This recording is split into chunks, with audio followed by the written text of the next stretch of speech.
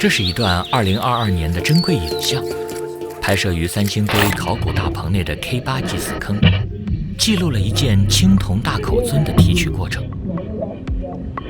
你说我們兩個要是抱動了呢？我覺得根本不可能。根本不可能的。試一下。3、2、1，搖，這一那麼沒搖動。直接抬嗎？3、2。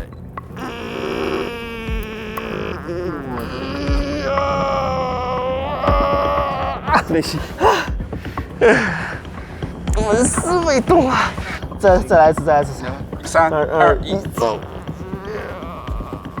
搖一下，看這什麼東西？動了。就是他們搖動了。他要動，我沒有看到。真的動了，看哈。哎 ，nice！ 再來一次，1、2、7。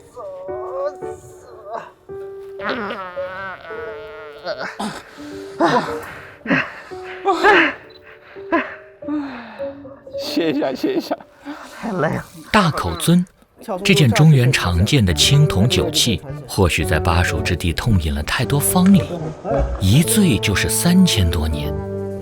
脆弱的口沿深深地倒嵌入土裡，扶它出來實在是有點費力。這個木條應該可以撐得住啊，木條怕就是它到時候斷着。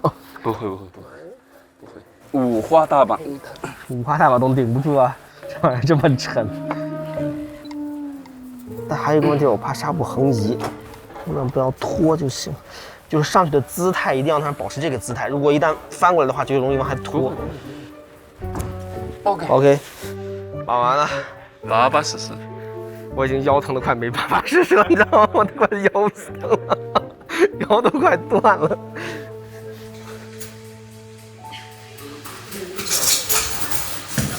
先別急，走。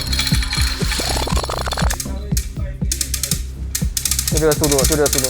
慢點，稍微慢點。等一下，這個口沿是插在土裡了。先把主體上來吧。慢點啊！一格一格走。先繃緊，保證是垂直方向的啊。保證姿態是斜着的，因為那個前面口是斜着綁的。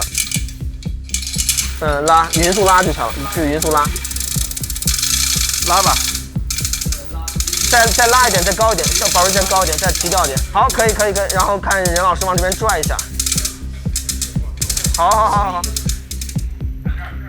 這件費了大勁兒了，綁了一早晨。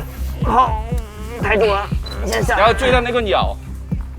OK。好，可以了。好，可以了。